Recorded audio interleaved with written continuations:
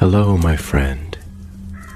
The world of magic, filled with legends and ancient tales, is opening its gates once again. Tonight, in the Gryffindor dormitory by the crackling fireplace, I will share another story with my friends. Join us, for the magic is about to come alive. It was the first snow of December, and the towers of Hogwarts gleamed with frost, their steep roofs glittering like sugar crusts in the pale morning sun. The lake had frozen over, thin and glassy, and small flocks of first years were daring one another to test its surface before being chased off by Filch. Inside the castle, fires crackled merrily, and enchanted mistletoe floated in the great hall, glimmering with golden berries. But what truly stirred whispers that morning wasn't the snow or the Christmas cheer. It was a tale, passed in hushed tones from table to table in the great hall, about a ghost. A new one. Not like the others, murmured Elspeth Worm, a fourth-year Slytherin with a fondness for the dramatic. This one doesn't float through walls or toss books about. This one makes your teeth ache and your cocoa go sour. At the Ravenclaw table, Lena Greaves listened intently. She was a third year with a quick mind and quicker instincts, and her ears perked at the mention of ghosts and Hogsmeade. Her friend Tom Calder slouched beside her, half asleep and chewing on a slice of toast. "They're saying it's haunting Honeydukes," Elspeth continued. "Came screaming through the back alley 2 nights ago, melted 3 jars of peppermint toes and made the jelly slugs curdle." "That's impossible," Lena said aloud, unable to stop herself. "Ghosts don't melt sweets. They don't interact with physical things at all." Elspeth raised a brow, clearly delighted to have drawn attention. "This one does. Old Mr. Flume even shut down the shop for a day. Said something about a smell of rot and windows icing from the inside out." Tom, now interested, leaned closer. "Well, that's new. A ghost that ruins sweets. That's practically criminal." Lena smirked, but her thoughts were already racing. Hogsmeade weekend was only 2 days away. If there was something strange at Honeydukes, she wanted to see it herself.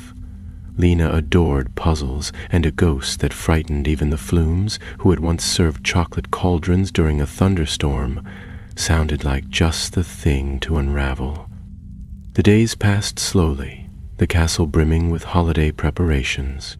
Professor Flitwick charmed tinsel to dance through the corridors, and Professor McGonagall set an enchanted tree in every common room, each bearing ornaments that hummed quietly when you passed. Finally, Saturday came, cold and bright, with a wind sharp enough to nip through cloaks and scarves. Lena and Tom, bundled in their warmest gear, joined the stream of students making their way to Hogsmeade, their breath fogging the air in clouds. The village shimmered under a blanket of snow. Smoke drifted lazily from chimneys, and fairy lights twinkled on the rooftops. Yet there was a strange stillness to the alley beside Honeydukes, a narrow gap often filled with boxes of empty crates or sugar-burned rubbish. Now it lay entirely clear. No footprints, no scent of cinnamon or treacle, only a brittle silence. "I've never seen it empty," Lena whispered, peering down the narrow lane. "They always leave deliveries here." Tom looked uneasy.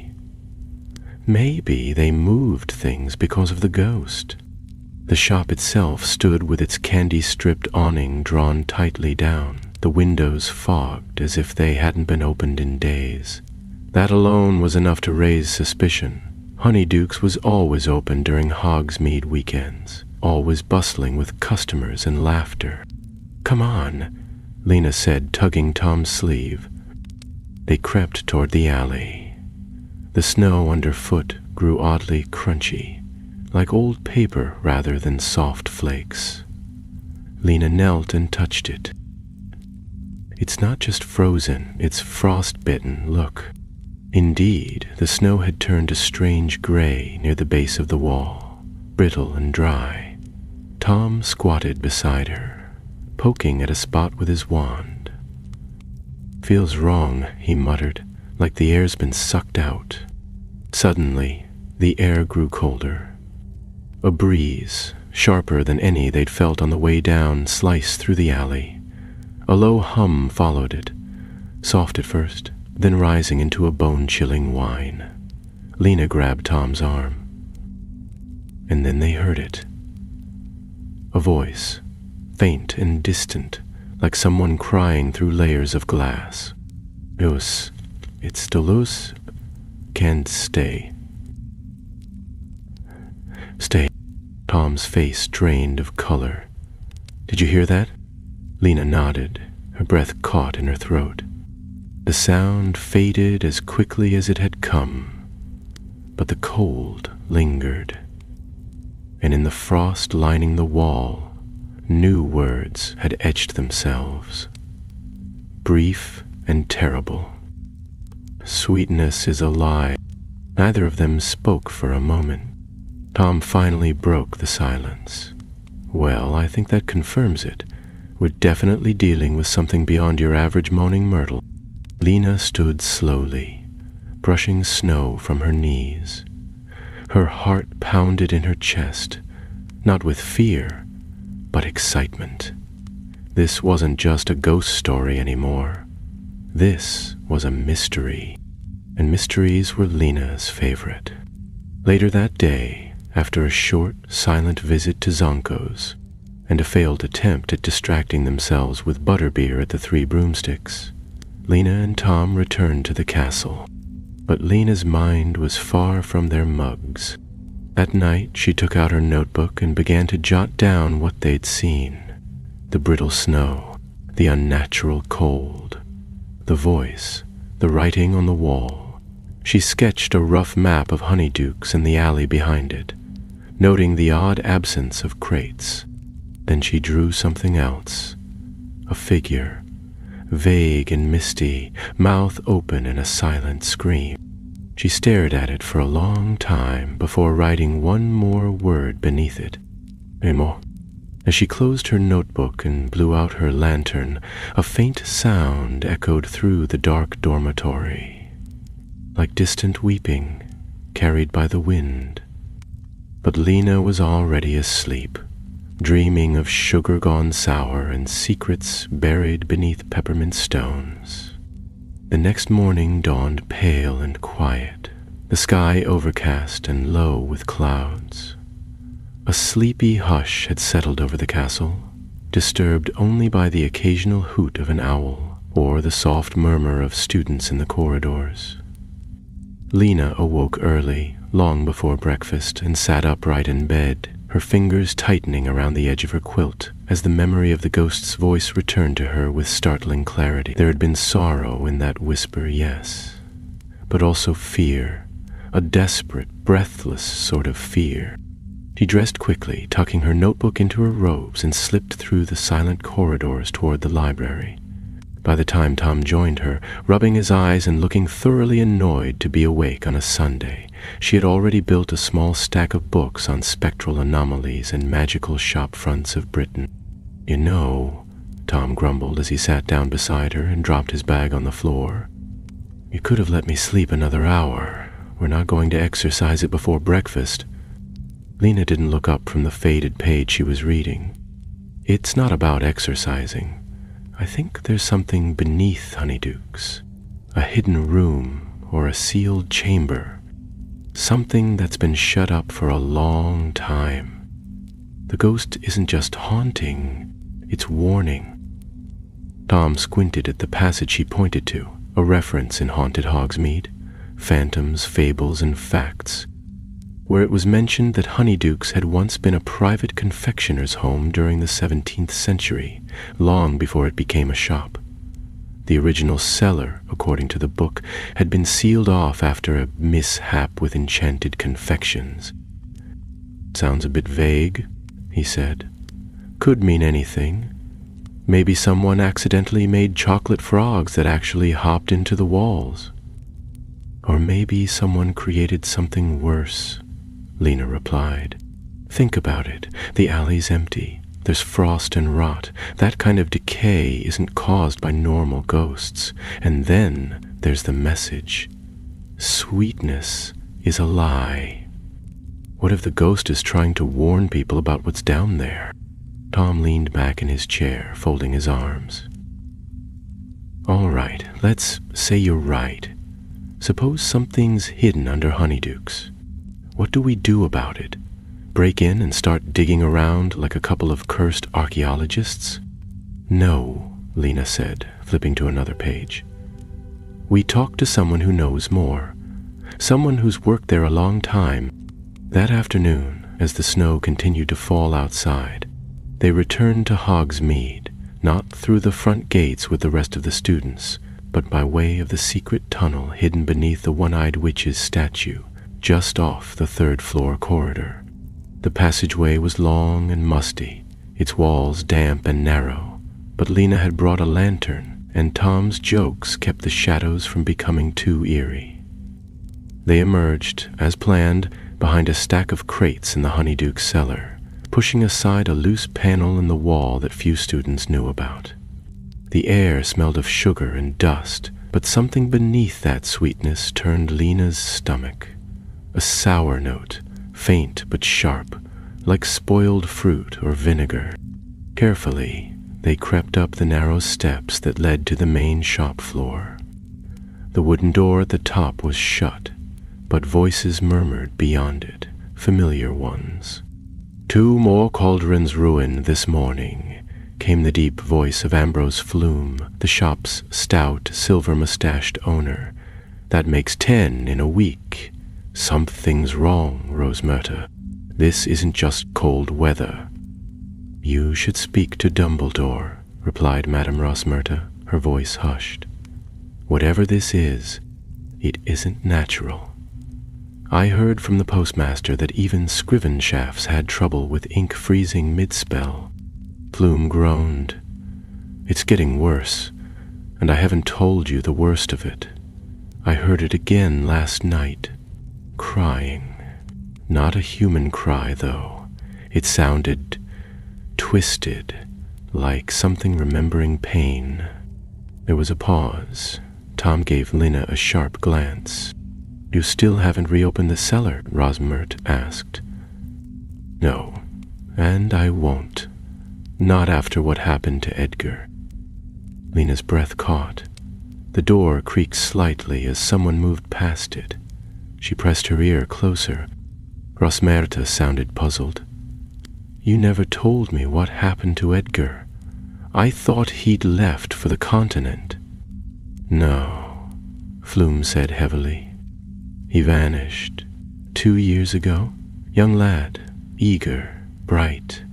I put him on cellar duty when we had the sugar sprite infestation. One night he went down there and never came back. Thought he'd run off, until I found his wand by the frost-covered crates, and when I picked it up, it burned. Lena felt Tom shiver beside her. There was silence again, then the scrape of chairs. Be careful, Ambrose, Rosmerta said softly. There's old magic under Hogsmeade, not all of it kind. The door opened and closed. Footsteps faded. Lena and Tom didn't move until a full minute had passed. Then Lena stood and opened the door just a crack. The shop was empty, save for the quiet ticking of a peppermint clock. We need to find that wand, she whispered. That night, after dinner, they returned again through the tunnel, this time with gloves, their wands, and Tom's rather dented pair of old dragon-hide boots. The cellar was dark and silent, the air heavier now, almost suffocating. Crates were stacked neatly along the walls, but the far corner, near a crooked set of shelves, glowed faintly blue with an icy sheen. There, Lena said, pointing to a narrow gap between 2 barrels. Tom squeezed through first, grunting as he shifted a crate, then gave a low whistle. Got it. or something like it. He emerged holding a wand, short, dark, and scorched at the hilt. It felt cold even through the gloves, and something moved. A soft whisper rose from the corner of the cellar, curling like smoke around their ankles. Lena turned sharply, her wand raised. Lumos. The light flared, and there, rising from the ice-covered floor, was a shape. It was not the ghost of a boy, as she had expected. It was a woman, tall, draped in a tattered apron stained with sugar and soot. Her eyes were hollow, her mouth wide in a soundless scream, and where her feet should have been was nothing but mist that curled and twisted like spilled treacle. She pointed at them, her hand trembling, and her voice filled the cellar like wind tearing through a chimney. Not again. Not again. Then the frost spread, fast, racing across the floor toward their boots. "Run!" Tom shouted. They bolted up the stairs, slammed the cellar door, and burst into the alley, gasping for breath as frost steamed from the cracks in the wooden frame behind them. For a long while, neither spoke. Then Lena looked down at the wand still clutched in her gloved hand and said very quietly, "That wasn't Edgar." Tom nodded slowly. "No, but I think she knew him." And from behind the door, the faintest whisper lingered. Still loose, still sweet, still hungry. The following days at Hogwarts were heavy with snowfall and unease. Though classes went on as usual, there was a change in the air, a quiet shift that only those paying attention would have noticed. Whispered talk of the ghost spread beyond the older students and trickled down to the first years, who clutched their cloaks tighter and avoided looking out windows after dark. Even Peeves, who normally thrived on such hysteria, seemed to sense the wrongness that had settled like frost upon the castle walls. For he kept to the upper floors and sang only soft, tuneless rhymes. Lena Greaves spent most of her time in the library, poring over old records and magical theory, while Tom Calder shadowed her faithfully, though he often complained that they were in over their heads. They had hidden Edgar's wand beneath a loose floorboard in Lena's dormitory, wrapped tightly in parchment and spelled with a simple freezing charm. Neither of them wanted it too close, not after what they'd seen in the cellar. "I don't think she meant to hurt us," Lena said one afternoon, as they sat beneath the frost-laced windows of the library's eastern wing. "She was trying to say something." "Not again. What does that mean? And why was she pointing at us?" Tom frowned, twirling his quill idly. "Maybe she mistook us for someone else. Or maybe she's protecting whatever's down there. Did you ever think of that? She didn't feel like a guardian. She felt like someone trapped, haunted, not haunting." Tom gave her a sidelong glance. "You sound like Trelawney." Lena didn't smile. She had grown quiet these last few days, her thoughts returning again and again to the final words the ghost had spoken. Still loose, still sweet, still hungry. They clung to her like cobwebs. She had always believed in logic, in patterns and evidence, but there was something beyond reason at play here, something old and wrong that the professors either did not see or chose not to acknowledge.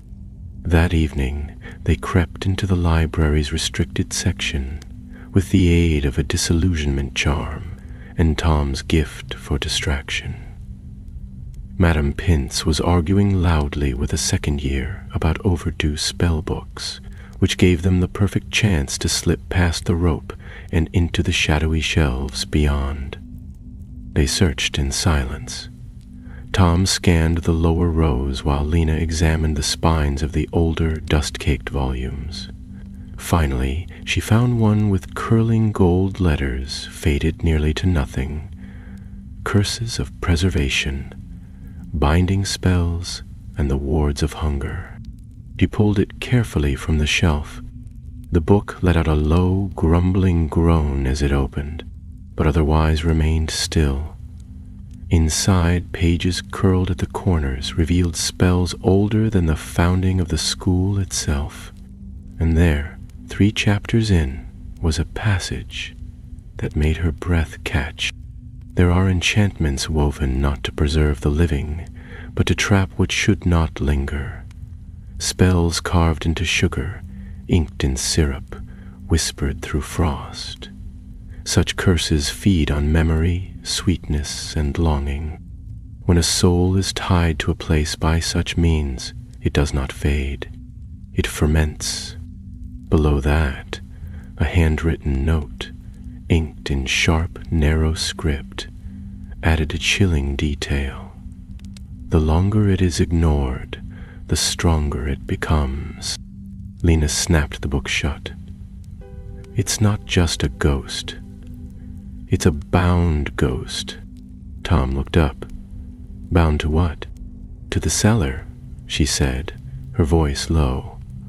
Or to whatever happened down there. Someone cursed that space. Maybe even Edgar. She turned back to the book, flipping through until she found a ritual for breaking sweetness curses. The list of ingredients was long and strange. Bitter root, ash from burnt treacle, salt harvested under a new moon, and a personal item from the bound spirit. It would be difficult to gather, especially within the bounds of school rules, but Lena was determined. The next Hogsmeade weekend was just 5 days away. They would need every hour to prepare. That night, as snow drifted against the tall windows of the Ravenclaw common room, Lena began writing a list. Tom sat across from her, warming his hands by the fire, watching the flames with a frown. "You know," he said, "we could just tell a professor. McGonagall would listen." Lena shook her head. "We'd never be allowed near the shop again. They'd seal the place, and the ghost would keep haunting until it found another way out. Whatever happened to Edgar, it's not over." Tom looked away, and for a moment only the fire cracked in the silence. Then he muttered, "I just don't want something to happen to you." She looked up at him and offered a small, quiet smile. "Nothing's going to happen, not if we do this right." He sighed and leaned back. "Then we'd better start with the ash." The next few days passed in a flurry of secret preparations. Lena managed to charm the kitchens into giving her access to their burnt syrup stores, claiming she was working on a class project about magical confectionery decay. Tom nicked a bit of salt from the divination tower during a moonless night, using an invisibility cloak he'd borrowed from an older cousin over the holidays. The bitter root was trickier, but Sprout's greenhouse had a patch under lock and key, easily unlocked with a little clever spell work and a quick run through the snow. The final item, though, the personal belonging of the spirit, remained elusive. They knew the ghost wasn't Edgar, but they suspected she might have known him. That pointed them back to Honeydukes, and to the cellar they'd barely escaped.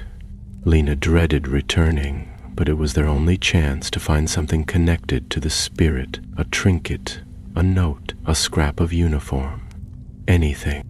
The night before their planned return, the frost came early. It spread across the windows like veins of ice, curling in tight, jagged spirals. Even in the warmth of the common room, the chill crept in under the doors, and in the corridors, strange things began to happen. Quills snapped of their own accord, sweets turned bitter in students' pockets, and 3 portraits in the charms corridor were found frozen solid, their painted occupants trapped in mid-lections. Lena saw it as a warning. Time was running out. She and Tom met in the corridor just past midnight, cloaked and shivering, wands drawn. Neither spoke as they descended through the secret passage beneath the statue, the old stones damp and echoing beneath their boots. The tunnel felt colder than before, and their breath fogged the air ahead of them in long, uneasy streams. When they emerged into the Honeydukes cellar, the silence was complete. The frost hadn't spread further, but the air had grown heavier, thick with a scent that twisted the stomach. Sweet at first, then sour, like sugar left too long in the sun. Tom lit his wand, and together they crossed the floor slowly, stepping around crates that now bore fresh cracks along their seams. Something was changing down here, and not for the better. They found the corner where the ghost had first appeared and began to search. It was Lena who spotted the glint of silver beneath a fallen shelf. A brooch, shaped like a sugar quill, its metal blackened at the edges and its pin twisted nearly in half. She picked it up carefully, her glove protecting her from the icy touch of the charm still faintly pulsing through it. Tom looked over her shoulder. That hers? I think so. It's not student-made, and it's old. Suddenly, the temperature plummeted. Frost leapt up the walls and across the floor in jagged lines, and the ghost appeared again. This time more solid, her face clearer, her eyes wide with a terror that seemed fixed not on them, but on the shadows behind her. She raised her hands as if to shield herself, and her voice split the air like a crack of thunder. Woke it. He woke it again. Then came a sound neither of them had heard before, something moving beneath the floor. Slow, sticky, dragging. Tom grabbed her arm. We have to go, now. And as they fled the cellar, the frost creaking beneath their boots, something unseen stirred behind the walls of Honeydukes. Not a ghost, something worse. The storm came the next evening, not a storm of thunder or wind, but a relentless blizzard that rolled in from the north, blanketing the castle in thick, churning snow.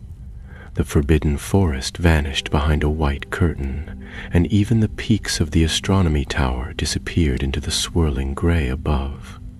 Professors hurried between classrooms with flaring cloaks and worried frowns, and classes were shortened for the first time all term.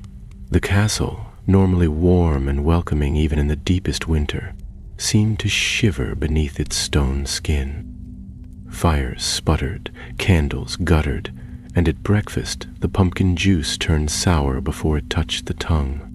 Lena and Tom kept their heads low, speaking only when necessary and spending every free moment in the library or whispering in corners, refining the ritual and rehearsing the incantation that would break the curse, if indeed it could be broken. Lena had studied the charm and curses of preservation until her eyes blurred, but something still nagged at her. The final line of the ritual, written in trembling ink between margins, warned of a cost. It read, "Let the bitter bind and break, but beware the sweetness turned to hate. If the tether is not undone in truth, it shall seek another name to claim." She had read it twice, then closed the book, feeling a strange chill creep over her, despite the warmth of the fire. Tom was silent when she told him, his brow furrowed deeply. "You think it means one of us?" "I don't know," she said, "but I think the curse doesn't just hold the ghost. It feeds on her. That cellar's been absorbing whatever pain she carries, and it's spreading. We've seen it. The sour sweets, the ink freezing, the portraits. That thing beneath the shop is drawing power from her, from anyone it can reach. If we don't sever it properly, it might take someone else in her place." Tom nodded grimly. "Then, we do it right. We use the brooch, we say the words, we end it." The bell rang and out it came. By the time Saturday arrived, the storm had grown worse. The Hogsmeade weekend was nearly cancelled. Only a last-minute enchantment placed over the road by Professor Flitwick allowed the trip to proceed. Even so, fewer students went down than usual. Those who did hurried from shop to shop, heads bent against the wind, scarves wrapped tightly around their faces. Lena and Tom slipped away from the crowd near the post office, cutting across the narrow path behind the shrieking shack, and doubling back toward the side alley behind Honeydukes. The shop was open but quiet. A faint orange glow burned in the front window, though no customers milled inside. The striped awning had collapsed under the snow's weight, and the sweet-scented air that normally spilled from the door was absent. Instead, the scent that reached them was thick and cloying, like burnt caramel mixed with mildew. They waited for a break in the wind, then ducked into the alley, cloaks drawn tight. The back door, the one they'd emerged from weeks before, had frozen over entirely. Lena tapped it twice with her wand, muttered Alohomora, then pressed her palm flat against the surface.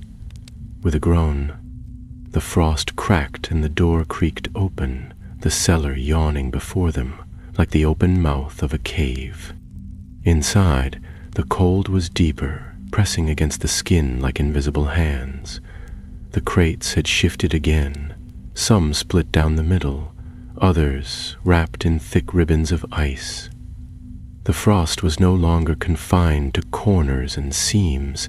It climbed the walls in jagged veins, spread across the floor like creeping vines, and coated the ceiling in glistening icicles that pulsed with an eerie internal light. Lena stepped forward, drawing the circle in the air with her wand. Tom followed, holding the brooch in one hand and the gathered ingredients in the other. They had practiced the steps dozens of times, but now, in the presence of the cellar's thrumming dread, their movements felt heavy, uncertain. They placed the bitter root in the center of the floor, surrounded it with the ash and the moon salt, and then set the brooch gently atop the mound. The metal hissed faintly as it touched the ash, and a fine mist rose from the center. Lena raised her wand. "Ready?" Tom gave a tense nod. She spoke the incantation clearly, carefully, each word heavy with purpose. By what was sweet and turned to rot, by sorrow bound and hope forgot, we summon truth and break the bind. Let pain release what lies confined. The frost around them shivered. The air thickened. The ghost appeared again, her form clearer than before, eyes wide with pleading. Her mouth moved but made no sound. Then the floor beneath the brooch cracked. A scream ripped through the cellar, not hers, but something deeper, something beneath. The frost pulsed, the lights flickered, and from the shadows rose a second shape. It was not a ghost.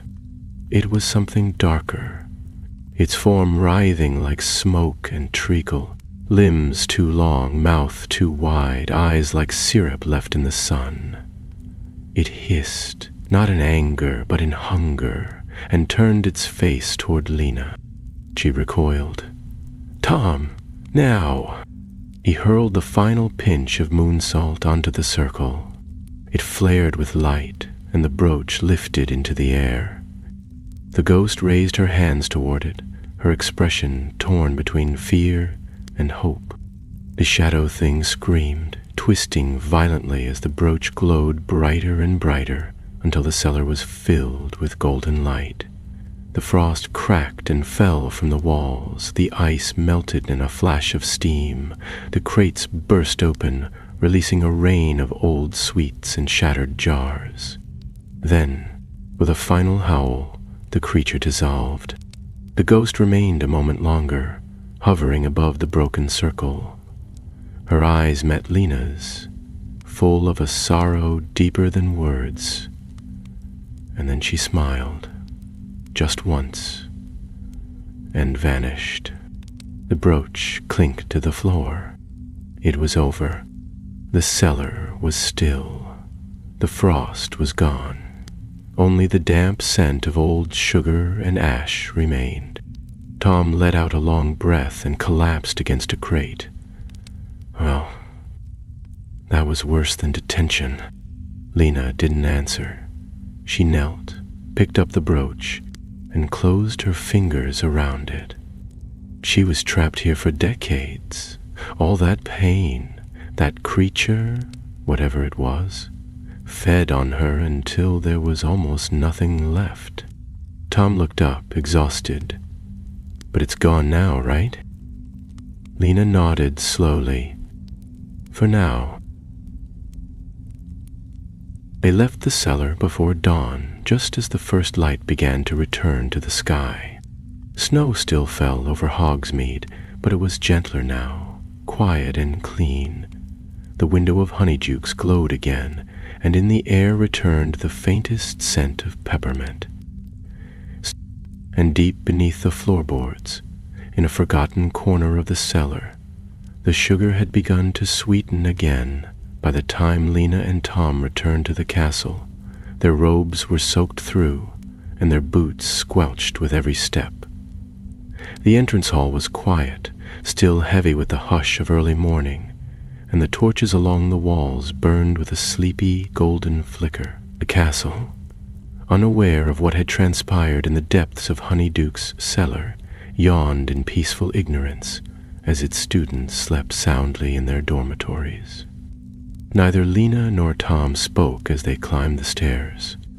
The exhaustion that clung to them was not merely physical, but something deeper, a weariness born of fear, relief, and the silent knowledge that they had touched something dark and ancient. It hung between them like frost on glass, invisible but unshakable. When they parted ways outside the Ravenclaw Tower, Tom offered a tired half-smile, one hand gripping the banister for support. "Well," he said, voice low and hoarse, "that was a little more exciting than the last Hogsmeade weekend." Lena nodded, unable to return the smile. Her thoughts were still tangled with the final moments in the cellar. The ghost's eyes, that look of peace as she vanished, and the faint scent of burnt sugar that had remained even after the light faded. Something about it felt unfinished, like a story with one last page torn out. But she said nothing, merely climbed the spiral staircase, whispered the answer to the eagle-shaped knocker, and stepped into the quiet stillness of the common room. Sleep did not come easily. When it did, it came without dreams, as if her mind was too tired even for those. By breakfast, news had already begun to trickle through the student body. Honeydukes had reopened fully, the cellar cleared and the shop warm once more. The owners, Ambrose Flume and his wife Honey, were seen smiling again, their cheerful voices ringing through the shop as they handed out complimentary sugar quills and peppermint mice to every customer who entered. The frost had receded entirely, not just from the shop, but from the village itself. Scrivenshaft's ink no longer froze mid-spell, and Madame Puddifoot's tea steamed once again in delicate porcelain cups. No one spoke of ghosts. The story that spread among the students was simpler, easier to believe, that the cold had been a magical weather anomaly, that the strange events were the result of a malfunctioning frost hex placed upon one of the Honeydukes' storage wards. There were no mentions of voices in the cellar, no whispers about Edgar or the shadow creature that had risen from the frost. Even Elspeth Worm, who had started the original rumors, shrugged it all off with an air of boredom and claimed she'd never believed in haunted suites to begin with. Lena and Tom said nothing. In the weeks that followed, the snow melted slowly from the hills and the lake began to thaw. Classes resumed their usual rhythm, filled with quizzes and potion spills and the familiar scramble before exams. Quidditch practice returned with a vengeance, and Tom spent several afternoons on the pitch dodging bludgers and nearly falling from his broom more than once. But Lena continued to watch the shadows. She kept the brooch hidden, tucked inside a small wooden box beneath her bed, warded carefully against charms and touch. She had tried to part with it twice. She had walked to the edge of the lake, box in hand, intending to drop it into the icy water, but both times she had stopped just short of letting it go. Something told her it was not finished with her, or perhaps, she thought, she was not finished with it. On the first clear night of March, she returned to the library alone. The air was warmer now, the corridors no longer echoing with the hush of winter. Candles burned brighter, their flames no longer shivering in invisible draughts, and the portraits on the walls greeted her with cheerful nods. She passed beneath the tall windows of the east wing, her steps soft against the flagstones, and slipped into the restricted section once more. The book was still there, Curses of Preservation, sitting quietly among the other dusty tomes. She opened it to the same page, fingers tracing the ink of the warning line. Let the bitter bind and break, but beware the sweetness turn to hate.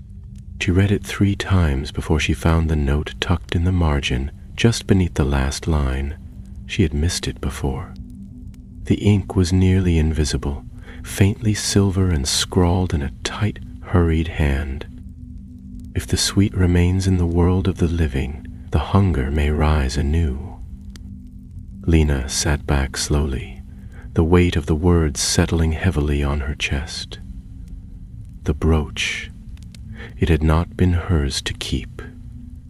It had been the last trace of the spirit, and perhaps the only thing preventing the curse from taking root again. She stood abruptly, closed the book, and returned it to the shelf. There was only one thing left to do. The next morning, long before breakfast, she slipped away from the tower, cloaked and quiet, and made her way down the grounds.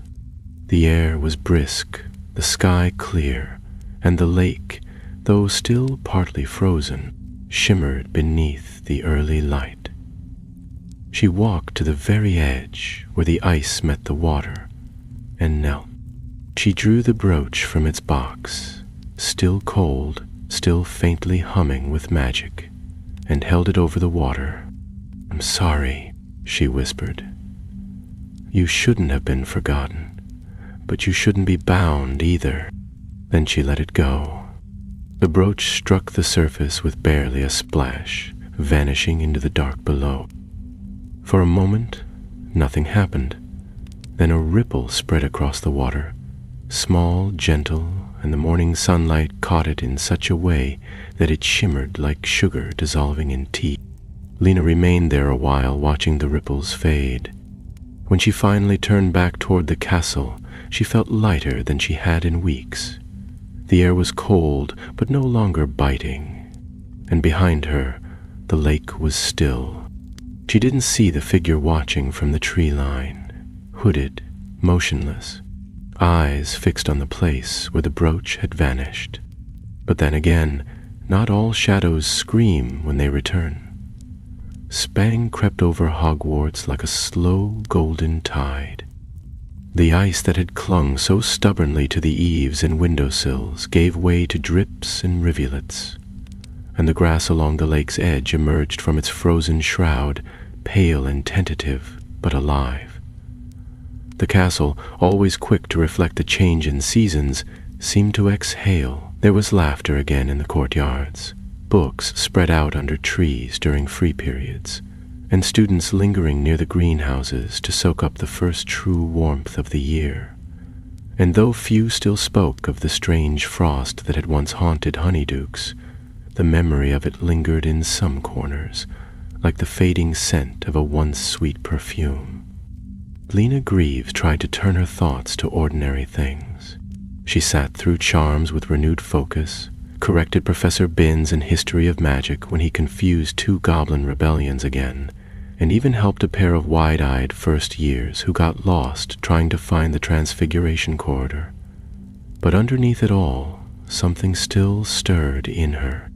The dreams had begun the day she dropped the brooch into the lake, strange flickering visions that faded with the light of dawn. In them, she heard water dripping, saw frost forming over her own reflection, and always the whispering returned, too soft to understand, but threaded with a cold that wrapped around her like a fog. She said nothing to Tom, though he noticed. He had always been better at sensing moods than books. One morning at breakfast, after she barely touched her porridge, he leaned close and murmured, "You're not done with this, are you?" Lena looked up, startled. "What do you mean?" "The ghost is gone, the cellar's fine. Everyone's forgotten, even the flumes. But you haven't. I can see it. You've still got that look." "What look?" "The one you had just before we broke into the restricted section." He smirked, though it didn't quite reach his eyes. "The I'm about to do something derisive and logical look." She hesitated. "I just feel like we missed something. The dreams started after I let the brooch go. They're not nightmares exactly, but they're not right either." He nodded slowly, chewing his toast. "You want to go back?" "I don't know what I want," she said, softer now. "Only that the cold is still here. Not everywhere, just near me, and sometimes I think I can feel her still. Or worse, feel it." Tom glanced around the great hall, lowered his voice. "You think it's still in the lake?" "I think something's still tethered. Maybe not the ghost, but the curse was meant to bind. If the brooch held the final part of it, and I didn't break it, only hid it, then the thing it was feeding might not be dead, just asleep." Tom was quiet for a moment, then shrugged his shoulders in a way that told her he was resigned to whatever was coming next. "So what do we do? Dive into the lake and duel it underwater?" Lena smiled faintly. "Not yet. First we find out if anyone else has ever dropped something cursed into the Black Lake. If so, it might have happened before." They returned to the library that afternoon, the familiar hush wrapping around them like an old cloak. Madame Pince, still suspicious of their earlier antics, watched them closely but allowed them access to the older archives under the pretense of a project for Professor Vector. Lena sifted through stacks of parchment and brittle-edged scrolls, searching not for stories of ghosts or frosts, but for objects gone missing in the lake. Things discarded, hidden, or sealed in its depths. By the second hour, she found a lead. The report was dated nearly 70 years earlier and marked with the green seal of the Department of Magical Accidents and Catastrophes. It detailed an incident involving a cursed music box, discovered washed ashore after 3 students disappeared during a winter swim. The box had been enchanted to sing a lullaby that froze the listener's veins. It had not been created by a student, but by someone unknown, someone whose identity had never been uncovered. Tom leaned over her shoulder as she read, eyes narrowing. "They found it years later, just floating on the water?" "Yes," Lena replied, scanning the page, "but that's not the part that matters.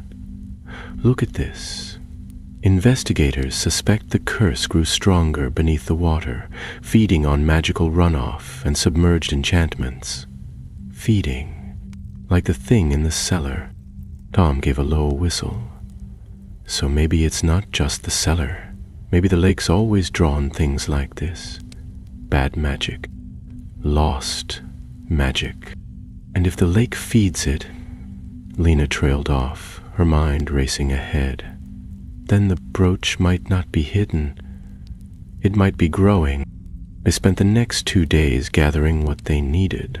A bottle of gilly water from the potions cupboard, smuggled out during Professor Slughorn's distracted lecture on antidotes. A strand of silver thread from Flitwick's enchanted embroidery lesson, and a small mirror charmed to reflect magical residue. On the third day after the sun had dipped behind the hills, they slipped out of the castle and made their way to the edge of the Black Lake once more. The night was still, the water as smooth as glass.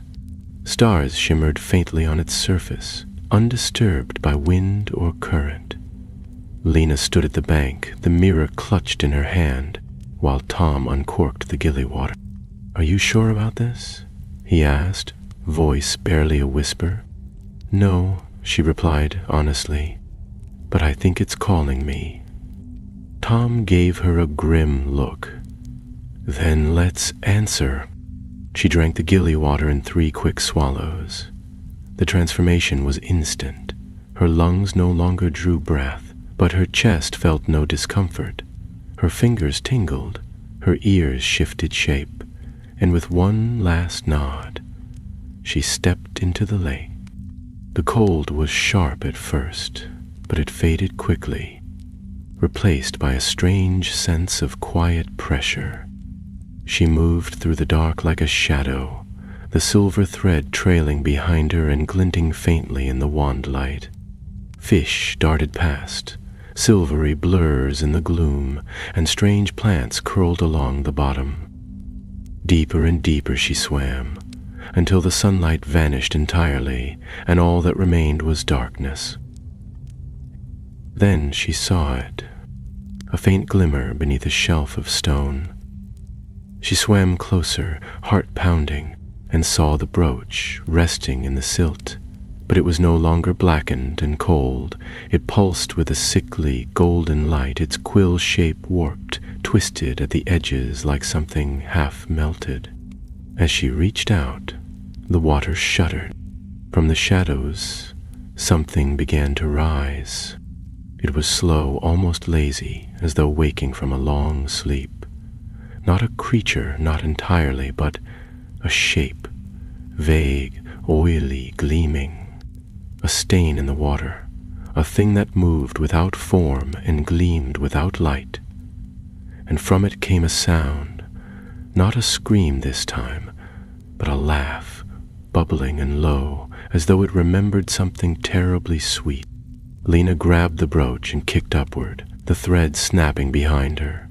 The shape gave chase, slow but steady, its laughter growing louder as it followed. She broke the surface with a gasp, clambering onto the bank just as Tom pulled her out by the cloak. Behind her, the water was still, but the stars no longer shimmered on its surface. They rippled, as though something had breathed beneath them. The next morning brought no peace. Though Lena rose with the others, dressed, and made her way to the great hall like any ordinary day, her thoughts were far from porridge and pumpkin juice. The brooch now rested inside a thick jar of salt water, tucked into the bottom of her school trunk and layered with every ward she could manage. It no longer pulsed visibly, but when she had woken in the night to check it, she had thought, though it might have been her imagination, that the salt water had begun to steam. Tom found her midway through breakfast, dragging a chair beside her and leaning across the table without so much as a good morning. His eyes were bleary, his tie crooked, but his voice was low and serious. I saw it too, in the water. Not all of it, just the shape, like it was watching, waiting. Lena lowered her spoon. "You believe me now, then?" "I believed you the moment I pulled you out and you were still holding that cursed thing like your life depended on it," he said, stealing a piece of toast from her plate. "So, what's next?" She hesitated. The danger had shifted. What had begun as a ghost story had grown into something else entirely, something older and deeper, more curse than spirit, more hunger than malice. If the lake had drawn the magic into itself, twisted it, then it wasn't just about Honeydukes anymore. This curse had bled out of the cellar and found a new home, and possibly a larger reach. "I think we need help," she said finally, "but not from the professors." Tom raised a brow. You're thinking of the headless hunt, or just a particularly clever portrait? No, I'm thinking of someone who knows Hogsmeade, its secrets, its past. Tom leaned back. Madame Rosmerta? Lena shook her head. Too visible, too careful. No, there's someone else.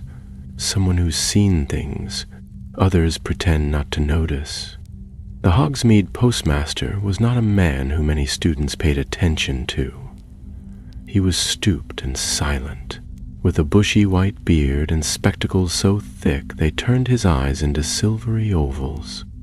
He rarely left his seat behind the oak counter at the back of the owlery, where he sorted post with hands so steady they seemed enchanted. But Lena had overheard once in her second year that he had lived in the village since before the First Wizarding War, that he had once been an unspeakable, though no one ever spoke of what he had seen.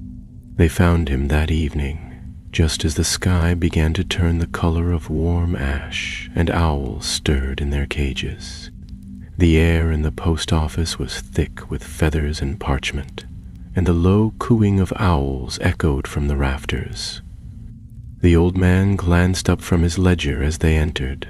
Quill paused mid-line. Too late for deliveries, he said, voice dry as old leaves. We're not here for post, Lena said, stepping forward. We're here about the lake. That caught his attention. He set the quill down slowly, peered over the rims of his glasses, and studied them both with a sharpness that cut through the dust and weariness of his expression. Speak carefully, he said. There are things in that lake even the centaurs avoid naming. Lena met his gaze without blinking. A ghost was bound beneath Honeydukes. The brooch she carried held the last of the curse. I dropped it into the lake. Now, it's not a ghost anymore. The postmaster said nothing for a long moment. Then he rose, crossed the room with surprising speed, and drew the shutters closed.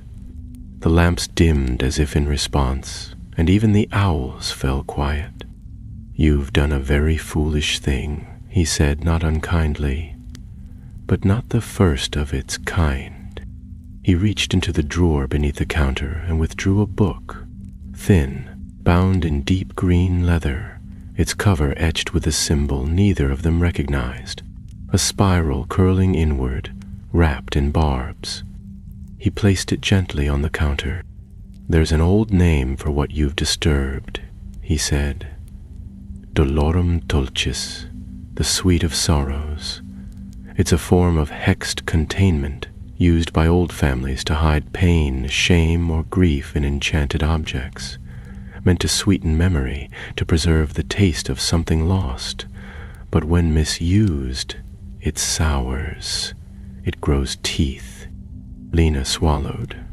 The thing we saw in the lake, it wasn't a ghost.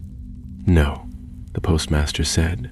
It was what remained after the sweetness turned, a hunger that was fed too long. Once the ghost was freed, the hunger had nothing left to cling to, so it clung to the lake. That lake seen centuries of magic, fear, blood, memory. It's an easy place for things to hide, harder to unbind. Tom stepped forward now. So how do we stop it?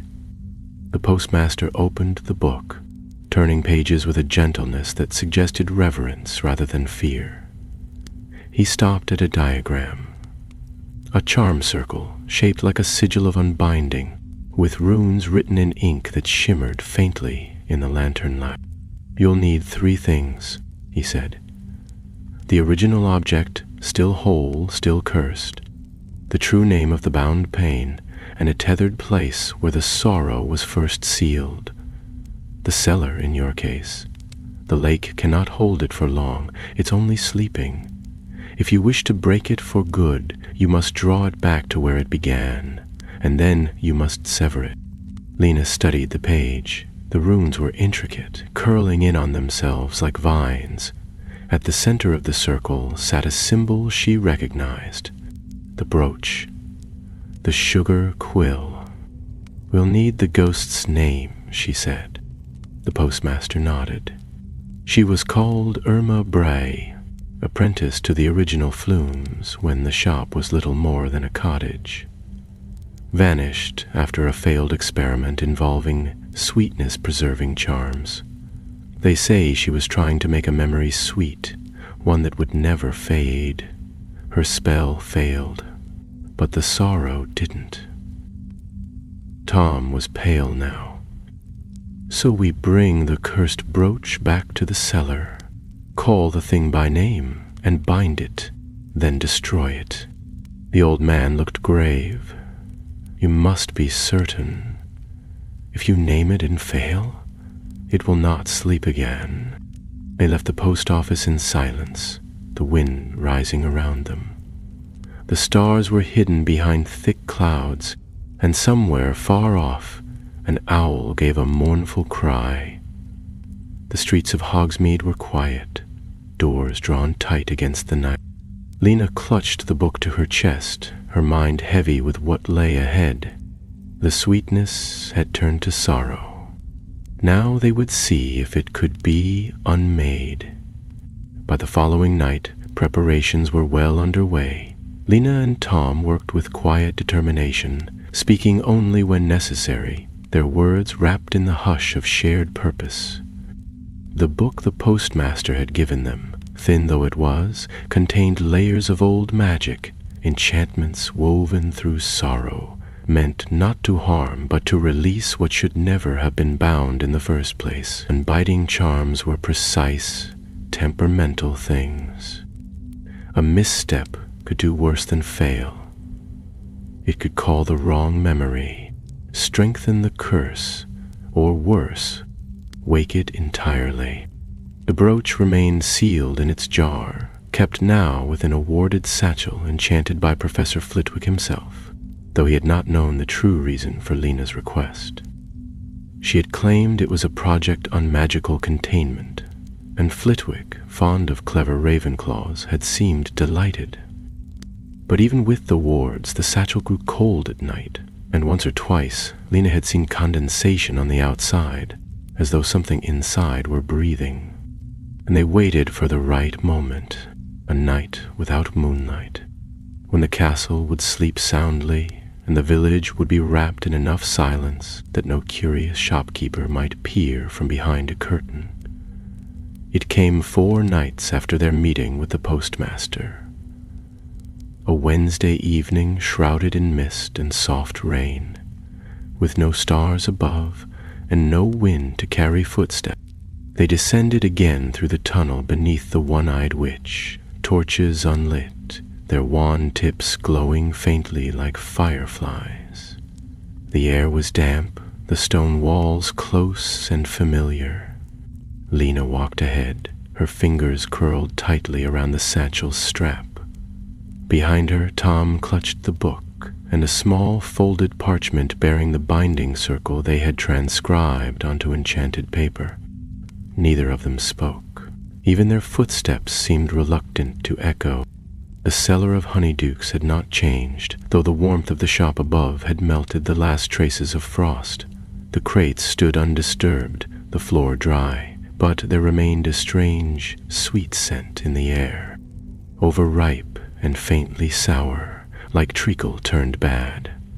Lena set the satchel gently on the stone floor and knelt. With Tom's help, she unrolled the parchment and spread it flat, weighting the corners with glass vials filled with powdered salt. The circle shimmered faintly, the ink responding to the presence of magic. They placed the brooch in the center, and it twitched, just once, before lying still. "We start with her name," Lena whispered. "Irma Bray, apprentice sweetmaker, lost to magic she didn't understand." Tom nodded, his expression grim. He raised his wand, pointed it to the edge of the circle, and began to recite the incantation. "By sweetness turned and sorrow spun, by name forgotten, name undone, let memory wake, let binding break, Irma Bray, Come forth, come free." The air shifted. The cellar darkened, though no light had been extinguished. A low hum filled the space, not a sound, but a pressure, like ears straining to hear something too distant. Then the brooch began to glow. Not gold now, but white, pale and steady, as though remembering something long forgotten. Lena whispered the next line. "What was sealed in sugar, what was carved in pain, unbind, unmake, be whole again." A breeze stirred in the cellar, impossible though it was, and from the space above the circle rose the ghost. She was as they had seen her last, tall, thin, her apron stained with soot and her face marked by grief, but now there was something clearer in her eyes, as though the binding had lifted the fog from her memory. She looked at Lena, then at the brooch, and reached toward it. Not to take it, but to touch it, her hand passing through it with reverence. Tom stepped forward. "Irma," he said gently, "we're here to free you, but we need to know what you made, what it became." Her mouth moved, and this time they heard her. "I only wanted to preserve a memory," she said, her voice hollow but steady. "A moment, the taste of something before it turned bitter." "What was it?" Lena asked. "What did you try to keep?" Irma turned slowly toward the wall, toward a place neither of them had noticed before. A seam in the stone, faint and narrow, as though once part of the cellar had been sealed away. She lifted her hand and pressed it flat against the wall. "My sorrow," she whispered, "and the sorrow of another." There was a sudden crack, a splitting of stone, not loud but sharp, and the seam opened, revealing a hidden alcove no larger than a cupboard. Inside, laid carefully on a stone shelf, was a second object, a jar. Its lid was sealed with wax, and within floated a single, perfectly preserved sugar petal, still pink, still gleaming. Tom leaned forward, eyes wide. "What is it?" Irma's voice trembled. "The memory, the first one. A moment I tried to hold. Before he left. Before he chose power over love." "Edgar?" Lena asked. Irma nodded. "He tried to help me fix it, but the spell backfired. It latched onto us both. I was drawn into the cellar, and he became something else." Tom paled. "The thing in the lake." "Yes," Irma said. "The sweetness turned to sorrow, the sorrow turned to hunger, and the hunger turned to him." Lena stepped back, her mind spinning. The brooch, the lake, the laughter beneath the water. It wasn't just a cursed object. It was him, the boy who had vanished, the one Flume had never spoken of. The ghost had been a warning, not a curse. The real danger had always been Edgar, what he had become. The ghost turned to her once more. "Break the jar. End the memory. Only then can the sweetness fade." Lena hesitated. Destroying a preserved memory was no small thing. Magical memories were fragile but powerful, and some said they held pieces of the soul. But as she looked into Irma's eyes, she saw the truth. This was no longer a memory, it was a prison. She took the jar, raised it high, and smashed it against the stone floor. There was a flash, a blinding burst of pink light, and the scent of sugar filled the room, pure and warm. Then it twisted, soured, and was gone. Irma smiled, not brightly, not fully, but with a softness that spoke of release. "Thank you," she said. "Now he can rest. and so can I. Her form shimmered, faded, and vanished. The cellar was still once more. Tom let out a long, slow breath. Do you think that's it? Lena stared down at the broken glass, the shattered memory. I think it's finished. No more binding, no more sweetness, just the truth. Outside, the wind picked up. The rain had stopped, and for the first time in weeks, the night felt clean. They returned to the castle in silence, the echo of Irma's final words still lingering in their thoughts. Above them, the sky had begun to clear, revealing stars that gleamed like silver nails hammered into the dark. The rain had washed the stone paths clean, and the air carried the scent of wet earth and pine, fresher than it had been in months. As they passed beneath the castle's archway and ascended the steps to the entrance hall, a faint warmth returned to the air, and the great oaken doors swung open with a soft creak, as if welcoming them back from some far-off journey. Lena said little as they made their way through the quiet corridors. Her limbs ached with weariness, but her mind refused to rest.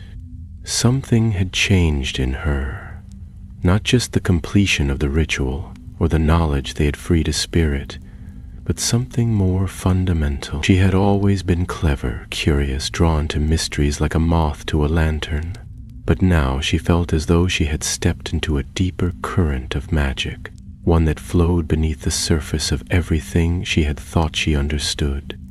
And it was not just magic that flowed there, but memory, grief, and the heavy cost of trying to hold on to what should be let go. Tom broke the silence as they reached the landing outside the Ravenclaw Tower. I think that's the last time I volunteer to deal with any ghost that's older than the plumbing. Lena allowed herself a faint smile. You didn't volunteer. You followed me. He shrugged. Same difference. They stood there for a moment, neither quite ready to say goodnight. The torches in the corridor flickered gently, casting dancing shadows against the stone walls. Far off, the sound of Peeves singing could be heard, though for once he kept to the upper floors, his voice a distant echo that did not intrude upon their thoughts. You think she really meant it? Tom asked quietly. That Edgar was what we saw in the lake? Lena nodded slowly. Not just a ghost, not just a memory. He was what happens when you try to sweeten something too painful to bear, and feed it instead of facing it. Tom exhaled, rubbing a hand over the back of his neck. Makes me want to swear off sugar altogether. You wouldn't last a day, she said. Her voice a little stronger now. He grinned. Too true. When they parted at last, Lena climbed the spiral staircase to the common room with a heaviness in her limbs but a strange lightness in her chest.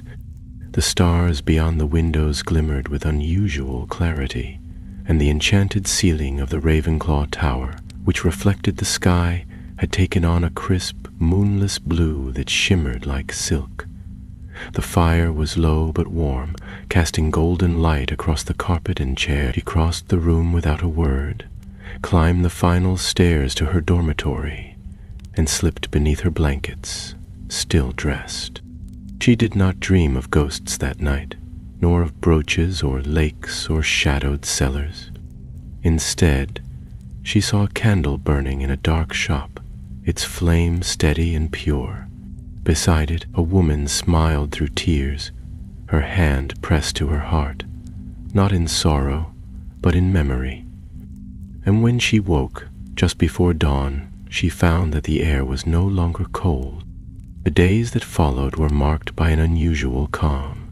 Hogsmeade resumed its cheerful rhythm, with shopkeepers sweeping their steps and students crowding into the sweet-smelling air of Honeydukes once more. The cellar remained sealed to visitors, of course, and the Flume said little about what had changed. But Ambrose Flume could be seen whistling as he stirred his cauldron of fudge, and Honey Flume had resumed handing out free samples of crystallized pineapple to anyone who made a clever pun. The frost never returned. Lena noticed the change in the castle, too. The portraits smiled more often.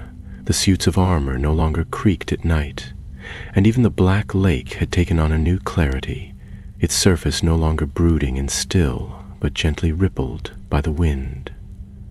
She sat there often in the evenings, books beside her but forgotten, watching the water catch the sun as it dipped behind the hills. Once, she thought she saw a shadow pass beneath the surface, a shape that moved like a fish, swift and silver, but it vanished before she could be sure, and the feeling it left was not one of fear, but peace. Tom returned to his usual antics, of course, slipping dung bombs into the Slytherin dormitory with a precision that suggested recent practice, but he never spoke of the cellar again, unless she brought it up. He had faced the darkness beside her and walked away from it stronger. That, she thought, was the sort of courage that mattered. Not loud, not boastful, but steadfast when it was needed. One afternoon, as they sat on the stone steps outside the greenhouse, the sun warm on their shoulders, Tom turned to her and said, "Do you think anyone will ever know what really happened?" Lena closed her book, the pages fluttering slightly in the breeze. "Maybe not. Maybe it's better that way. Some stories don't need to be told, they just need to end." Tom considered that, then nodded. "Still, I wouldn't mind a chocolate frog card." She laughed. "You'd settle for a packet of pepper imps?" He grinned. "You're not wrong." The sun dipped lower, casting long shadows across the grass. Birds chirped in the hedgerows, and somewhere behind them, Professor Sprout's gnome trap gave a soft clatter. But they didn't move. They sat there in companionable silence, two students who had looked behind the curtain of the magical world and seen what lingered in the quiet places, and they had done what few would dare. They had listened, they had learned, and they had let go. Whatever darkness had once festered in the cellar of Honeydukes, it had been swept away like frost beneath spring's first warmth. And somewhere, far beneath the lake's clear waters, the last taste of sorrow dissolved, unnoticed and unmourned, into nothing at all. April arrived with a flourish of daffodils and dandelions, creeping across the grounds in soft bursts of yellow and gold. The greenhouses breathed with color once more, and the breeze that swept through the castle carried the sense of soil and spring. With exams looming and homework piling up, most students had little time to notice how the atmosphere in Hogwarts had shifted. But Lena did. It wasn't just that the frost was gone or that the lake had lost its quiet menace. It was subtler than that, like the castle itself had exhaled. After holding its breath too long, she found herself drawn more often to quiet places, the bench beneath the beech tree near the lake, the stone niche behind the library stacks where dust clung to forgotten shelves, or the unused corridor behind the charms classroom, where the windows overlooked the hills beyond Hogsmeade. There she would sit in stillness, the postmaster's green book tucked beneath her arm, her fingers tracing the faded letters as though memorizing the past could somehow make it stay quiet. Tom, meanwhile, had returned to a more familiar rhythm. His pockets once again jingled with skiving snack boxes and trick wands, and he had made an informal game of collecting detentions from all 4 heads of house before the end of term. Still, he never strayed too far, and he never asked if she was all right. He didn't need to. One evening in mid-April, as the sun dipped low behind the Whomping Willow, casting long shadows over the lawn, Professor Flitwick called Lena aside after class. His eyes, as bright and quick as ever, studied her with a peculiar softness. "I've noticed a change in you, Miss Greaves. he said, his voice as gentle as it was precise.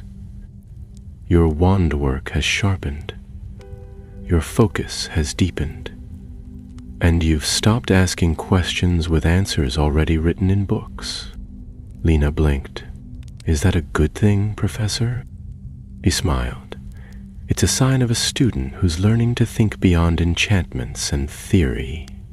You've walked through something, though I won't pretend to know what.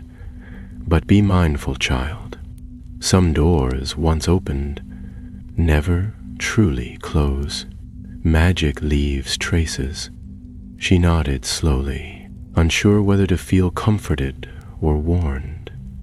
He gave her a final smile and dismissed her with a wave, but his words stayed with her, repeating in her mind like a whisper from the lake's edge. That night, she dreamt of the cellar again, not of Irma or Edgar, nor of the creature that had risen from the water, but of the jars, rows upon rows of glass jars, each holding something faintly glowing, a laugh, a tear, the smell of burnt toffee, the sound of a lullaby sung through a door. And somewhere behind her, a voice whispered, "We are what we keep." She woke with a start. The covers tangled around her legs, and the sky outside still veiled in pre-dawn gray. The following day was a Saturday, and Hogsmeade was bustling once more. The village had shaken off the last of its winter slumber, and the shops were bright with banners and laughter. Honeydukes in particular seemed to gleam with renewed cheer, its windows lined with spinning sugar roses and hummingbird bonbons that flitted behind the glass. The line stretched out the door by noon, but Lena and Tom had arrived early, not to buy, but to return. Ambrose Flume greeted them with a startled blink, but recognition softened his face. "Ah," he said, adjusting his spectacles, "the clever ones. Come to inspect my new salt-watered storage?" Lena gave a modest nod. "Just curious to see if anything's changed." "Oh, much has changed," he said, ushering them in. "Since the incident, I've taken great care to enchant all cellar objects with new preservation charms. Nothing from the old stock remains. Not a flake, not a spoonful. My wife was quite insistent." Tom leaned against the counter. "Did you know her name, sir? Irma Bray?" Ambrose paused, then sighed. "Only in whispers. My grandfather spoke of her once, said she was the best apprentice they ever had, gifted beyond her years, but reckless. The Flumes never liked to speak of what happened, bad for business, but I always wondered." Lena glanced toward the door that led to the back. "The cellar, it doesn't feel heavy anymore." "Shade any?" "No," Ambrose said. "It feels like it used to. Sweet." He offered them each a licorice wand as a thank you, and returned to his duties, though not without a nod of respect that warmed Lena more than the spring sun ever could. They wandered the village after that, pausing outside the 3 broomsticks, though neither was thirsty. Instead, they strolled down to the low stone wall that edged the path beyond the owl post, and sat watching the carriages rattle by, drawn by invisible thestrals and trailing gold dust from enchanted wheels. Tom tapped the edge of the wall thoughtfully. "So that's it then? The end of it?" Lena didn't answer immediately. She looked down the lane toward the lake in the distance, its surface calm and shining. She thought of the memory in the jar, the curse that had lingered in sweetness, and the silence that followed after it was broken. "No curse ever ends completely," she said. "It just stops feeding. What we did, we cut it off, let the pain pass, instead of keeping it preserved like a sweet in a jar. That's what magic sometimes forgets. That forgetting isn't always healing." Tom raised a brow. "And remembering is necessary," she said. but not always safe. They sat together for a while longer, until the shadows stretched long across the cobbled street and the sun dipped low behind the rooftops. The wind carried the sound of distant laughter, and the faint scent of caramel lingered in the air. Neither of them noticed the figure standing just within the tree line, half shaded by the tall elms. It was not tall, nor frightening, and had no shadowy mist or gleaming eyes, but it watched them carefully, silently, as though remembering something old. Then it turned and vanished into the trees unseen and unheard. Back at Hogwarts, the lanterns flickered on across the castle, and the stars blinked into view. From the topmost tower, the wind stirred an open page of an abandoned book, turning it slowly. Some stories had to be told, some had to be let go, but the sweetest ones were always the hardest to forget. As May unfolded, Hogwarts was wrapped in a golden haze of blooming orchards and soft winds that rolled in from the hills beyond the lake. The grounds, once blanketed with frost and silence, now hummed with the sound of bees and the laughter of students lounging near the edge of the forbidden forest. Final exams were still weeks away, but the pressure of term had not yet settled on the shoulders of most. The days passed gently, full of the promise of summer. And yet, for Lena Greaves, peace remained a delicate thing. She no longer dreamed of frost or broken jars. The scent of burnt sugar had faded from her memory like smoke from an extinguished candle. But there remained a thread within her, a sense of unfinished magic that tugged at the edges of her thoughts. She was not frightened by it, nor even troubled exactly, but it stirred quietly whenever she wandered near the lake or passed beneath the older arches of the castle. Something in her had shifted. Her eyes lingered longer on things others overlooked, the way the ivy crept too deliberately along the stones near the dungeons, the silence that followed whenever she crossed the second-floor corridor after dusk, the way some portraits whispered to one another in languages she had never read in books. Tom noticed, of course, he always did, but he had the sense not to ask. Instead, he made himself present, joking loudly in the common room, inventing reasons for them to slip down to the kitchens for late-night toast, dragging her to the greenhouses on the pretense of accidentally stealing a few of Professor Sprout's pickled myrtlap roots. He had returned to being the cheerful, irreverent Gryffindor he had always been. But Lena had come to understand something important, that beneath it all Tom Calder was watching the world too. And he did not forget what they had done in that cellar. It was during one of these quiet May evenings that Professor Sinistra called Lena aside after astronomy. The stars were still wheeling slowly above the tower, and the wind tugged gently at the professor's silver hair as she leaned on the stone balustrade, looking out toward the lake. "You've been standing in silence longer than most of my students study the constellations," she said, without turning, "which leads me to believe you're either thinking very hard or hearing something others cannot."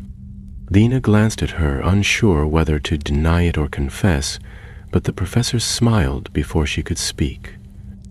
"I was a student here too, once, long ago. There are places in this castle that don't appear on any map, and magics that even the headmaster dares not name. I suspect you've stumbled into one." "I didn't mean to," Lena said after a pause. "It was just there." "Most important things are," said Sinistra. "You should know. The lake is different now. The merfolk say its depths are warmer. That something they feared is gone, but they also say something else lingers, something they cannot see but can sense, something watching." Lena's mouth was dry. "Is it dangerous?" Sinistra shook her head slowly.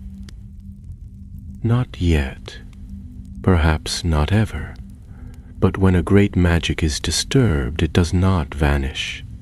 It settles, waits, remembers. Lena lowered her gaze to the lake far below. Its surface was placid now, streaked with the pink and violet of evening, but she could almost hear the whisper of wind against water. "We didn't destroy it," she said softly. "We just unbound it." The professor nodded, her eyes thoughtful. "And so you must choose what kind of witch you will be, the kind who walks away, or the kind who watches." Later that evening, as she walked back to Ravenclaw Tower, Lena considered those words. She remembered the shimmer of the brooch beneath the water, the way Irma Bray had smiled at the end, not with joy but release. She thought of Edgar, what he had become, and the echo of laughter in the deep that still chilled her when she recalled it. Perhaps it would never return.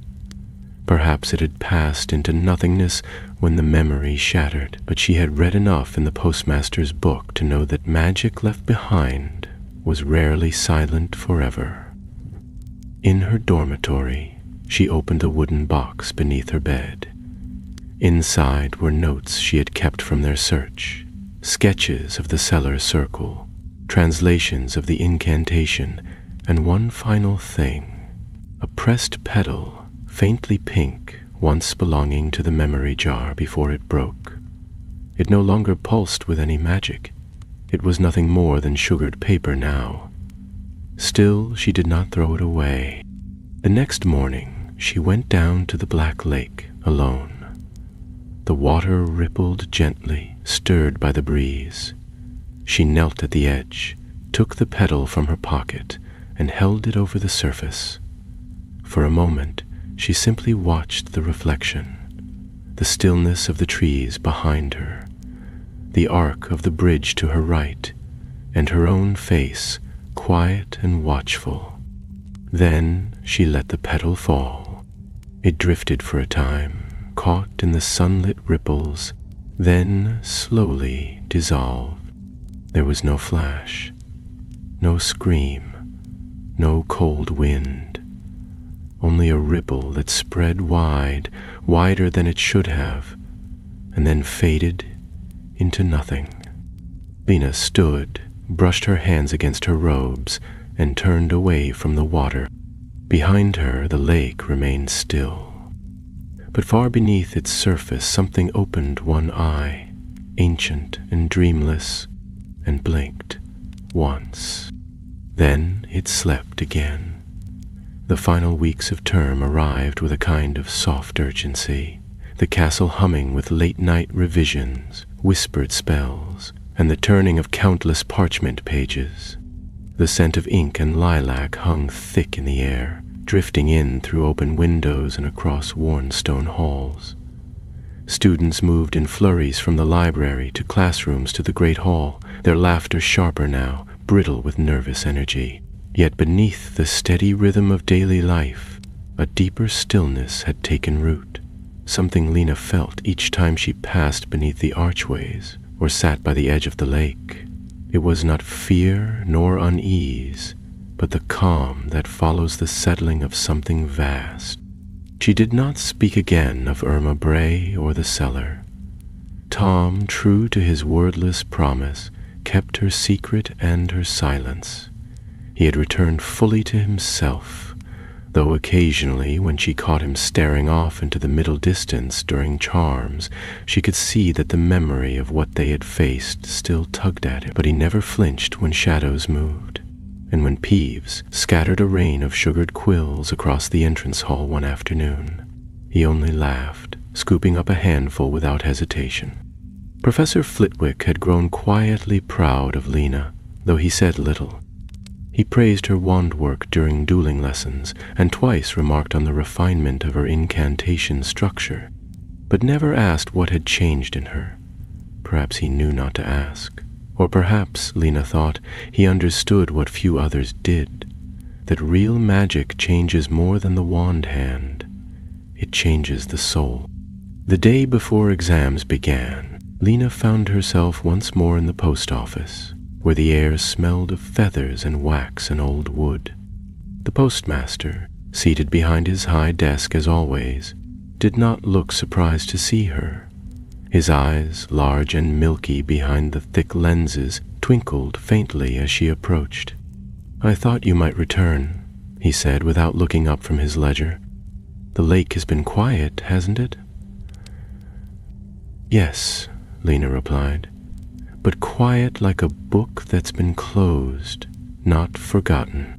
The postmaster set down his quill, steepling his fingers. "Do you know the thing about stories, Miss Greaves? The ones that are buried deepest often resurface not with a bang, but with a whisper." Lena nodded slowly. "That's why I've written it down, all of it. I don't want it lost again." He regarded her for a moment, then gave a solemn nod. "Good. Magic, when left unspoken, turns inward. It feeds on itself. But memory is the spell that endures." She left the post office with a small roll of parchment in her satchel, sealed in silver ribbon. Not a confession, not a warning. A memory, recorded in ink and truth. A story for someone, someday, who might need to remember that sweetness, like sorrow, must never be locked away. Exams passed in a blur of ink, potion fumes and the endless scratching of quills. Charms, transfiguration, defense against the dark arts. Each test was met with care and confidence. Even history of magic, that eternal drudgery of names and dates, felt strangely easier, as though the past itself leaned closer to help her understand. Lena passed every subject with high marks. Tom, despite claiming he had studied only under protest, did better than anyone expected, except, perhaps, for himself.